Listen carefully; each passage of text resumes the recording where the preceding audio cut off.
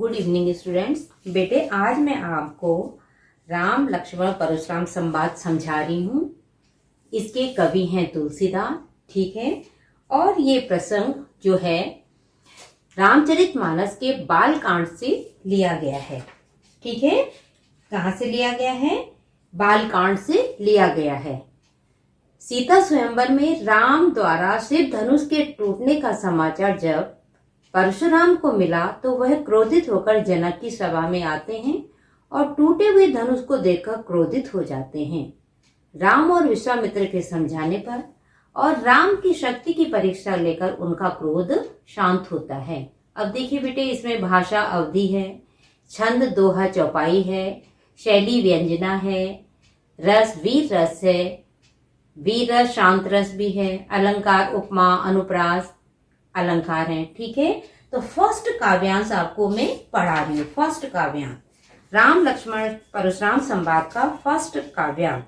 तो देखिए, नाथ क्रोधित होकर के जब परशुराम पूछते हैं कि इस शिव के धनुष को किसने तोड़ा, तो तब राम बड़े शांत स्वभाव वाले श्री राम बड़े आदर से उनकी बातों का जवाब देते हैं। कैसे देते हैं? नाथ शंभुधनु भंजनिहारा होय केव एक दास तुम्हारा। हे नाथ, हे स्वामी, इस शिव के धनुष को तोड़ने वाला आपका ही कोई एक दास होगा, आपका ही कोई एक सेवक होगा। आयुष कहा कहिए किन मोई, हे मुनि कहा कहिए किन अनुप्रास अलंकार।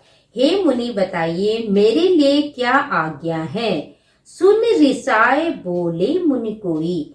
राम के वचनों को सुन करके, रिसाए माने क्रोधित होकर के, गुस्से में, रिसाए गुस्से में क्या बोले? क्रोधित होकर के परशुराम बोले। क्या बोले? सेवक सो जो करे सेवकाई। सेवक तो वह होता है जो सेवा करता है। सेवक सो जो करे सेवकाई। सेवक तो वह होता है जो सेवा करता है। अरि करनी करी करही लड़ाई। पर यहाँ तो शत्रुता का काम करके किया गया है, तो वो सेवक कैसा होगा मेरा? अरि करनी, यहाँ तो शत्रु, अरि माने शत्रु, यहाँ तो अरि करनी कर ही लड़ाई। तो यहाँ पर तो शत्रु ने लड़ाई करने का कार्य किया है, तो वो मेरा सेवक कैसे हो सकता है?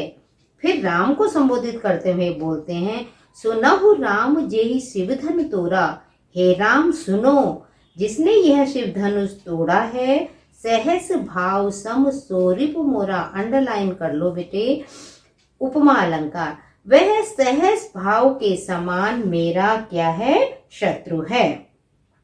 हे राम, जिसने भी यह शिव धनुष तोड़ा है वह मेरा सहस भाव के समान शत्रु है, ठीक है। बहुत ध्यान से देखिए बेटी।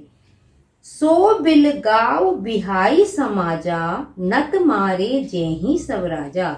इसलिए बिलगाव माने अलग हो जाएं, वो इस समाज माने सभा से। सो बिलगाव बिहाई समाजा, वो इस सभा से क्या हो जाए? अलग हो जाएं। नत मारे जेहि सब राजा, नहीं तो सारे राजा मारे जाएंगे। नहीं तो क्या होगा? सारे राजा मारे जाएंगे। सुनि मुनि बचन लखन मुस्काने। और लक्ष्मण के अंदर बचपना था, निडरता उनके अंदर भरी भी थी, और परशुराम के ऐसे वचनों को सुन करके लक्ष्मण क्या है? मुस्कुराने लगे। सुनि मुनि बचन लखन मुस्काने। परशुराम की बातों को सुन करके लक्ष्मण जो है क्या करने लगे? मुस्कुराने लगे और बोले परशु धरई अवमाने। हे मुनि, आपने अपमान करने के लिए ही क्या किया हुआ है? यह परुषा धारण किया हुआ है। परुषा जो उनका कुल्हाड़ा है, ठीक है। तुमने सुनि मुनि बचन लखन मुस्काने। लक्ष्मण क्या है? मुनि के वचनों को सुनकर के मुस्कुराने लगे। बोले परुष धरहि अवमाने। हे मुनि, आपने यह परुषा माने कुल्हाड़ा, यह कुल्हाड़ा आपने अपमान करने के लिए ही रखा हुआ है। लक्ष्मण फिर बोलने लगे, बहुत धनु ही तोरी लरकाई। हमने तो बचपन में बहुत से छोटे छोटे धनुषों को तोड़ा है। धनवी माने छोटे छोटे धनुषों को तोड़ा है। कबहु न असि ऋषि कीन गुसाई। परंतु हे मुनि, आपने कभी ऐसा क्रोध नहीं किया।